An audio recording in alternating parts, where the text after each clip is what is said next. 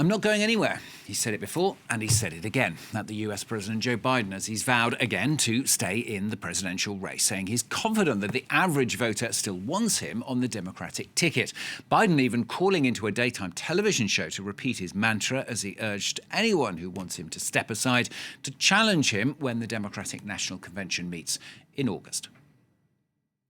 I'm getting so frustrated by the elites. Now, I'm not talking about you guys, but about the elites in the party who they know so much more. But if any of these guys don't think I should run against me, go ahead, announce for president. Challenge me at the convention. The bottom line here is that we're not going anywhere. I am not going anywhere.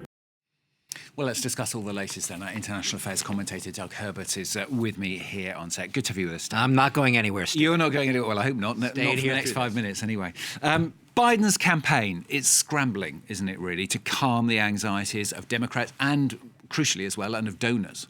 Yeah, and why is it doing that? Because you have a president who many in his party, even if they're not saying it at this point, seems to be locked in his own bubble, a self-delusional bubble, denial.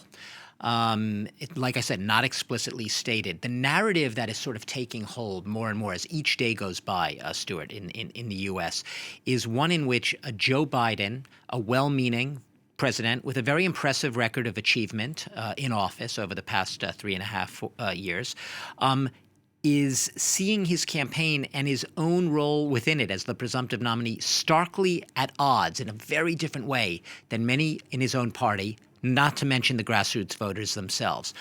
The Washington Post actually sort of called it Joe Biden against the world in an analysis piece. In his own perception, we heard it there. He's frustrated, indignant, angry. He doesn't understand why everyone keeps harping on day after day about his mental fitness, his mental acuity, when he thinks everyone should be talking about one thing and one thing only, Donald Trump. I want to show you, though, something that sort of goes to the heart of this disconnect. It was in the Washington Post, one of their analyses, where they, meaning Democrats in his party and others, see polls predicting political calamity. He, Biden, sees a dead heat. Where they, the Democrats, see a rapidly aging man who should sit for cognitive tests, he sees no problem that can't be fixed with a display of energy and force. Where they see a 90-minute debate that showcased the state of his mental acuity, he sees it simply as a bad night as he fended off jet lag and a cold. So it really is this split-screen campaign. And what's making it worse, perhaps, is, presidents in the U.S. always exist within a bubble, right? You have the president in their concentric rings of security, Secret Service, tight, close advisors around them, their aides, so on and so forth. It's almost like for many Democrats looking on, who see what a lot of millions of Americans saw in this debate, a well-meaning president who was really patently struggling. Clearly at pains, not just to throw a knockout punch, just to hold his own for 90 minutes. It's like the Truman Show in a way. Remember that show where every time the main character walks anywhere, they set up this sort of set, this village, a delusion of what he actually sees. And in a sense, Joe Biden, when he goes, it's true, when he goes to rallies, he sees a lot of people cheering him on. He sees a lot of people, that seem to be four square behind him. He goes to churches, as he did over the weekend. He has very strong black constituency supporting him. The pastors there telling him, "You're our man, we're here. God sent you. We're going to give you comfort here." So he sees that. He hears that. So he's not lying. In his view, he does have this support. What he's not seeing and hearing, and you only sort of see blips of it, are the dissenters, the people who have doubts, because his aides really aren't saying that, and they're trying to double down in their own narrative there, Stuart, that we're looking towards Trump. We're looking for this election. I'm the only nominee. I'm the presumptive nominee. Let's move on. He does have staunch supporters, though, doesn't he, Doug? I mean, will they stick with him, though, is the question. There's the question, right? The Congressional Black Caucus, for now, is very much behind him. Like I said, he's gotten very good receptions over the weekend in churches where he went to. One of the pastors, one of the people in one of those churches saying, "You have a 91-year-old pastor sitting here as well."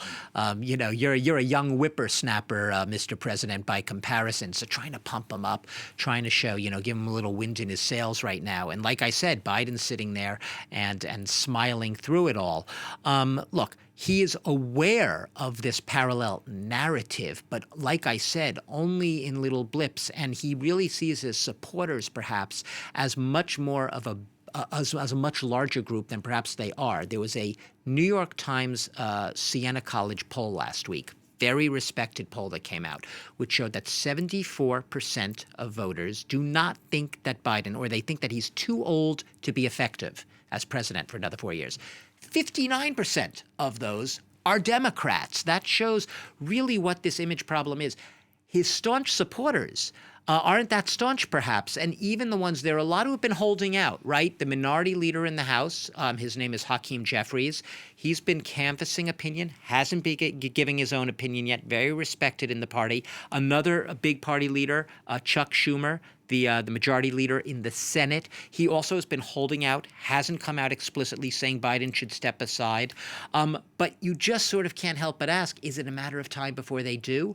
And if they don't, what is going to keep them sort of hunkered in and buckled into this narrative that the campaign is trying to push? What about the other guy here, Doug? I'm talking about Donald Trump. I mean, we haven't heard much from him in the last week or so, have we? Part of that was deliberate. Donald Trump was, probably deliberately, and his advisors, keeping a relatively, I say relatively because we're talking about Donald Trump, the ultimate entertainer and showman, right?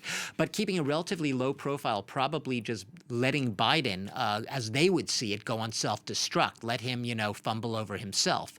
But it's not, that's going to change soon. You have a lot of Trump PACs, political action committees, ramping up in the next days and weeks to spend millions and millions of dollars on ad blitzes, attacking Joe Biden on various issues, from immigration to crime to the border. They don't even have to go after his mental acuity. They'll let the Democrats do that. And you also have Trump about to, he's going to be holding a rally this Tuesday, I believe, at a golf club in Florida. Over the weekend, he's going to be in Pennsylvania holding another rally. So he's not exactly just sitting there on the sidelines. He's very much out there, and he is looking to capitalize as much as he can on what they see as Biden's self-destruct mode right now, and the internecine squabbling, with, as you will, within the Democratic Party. Basically, they're like, let the Democrats go at it. They're doing our job for us.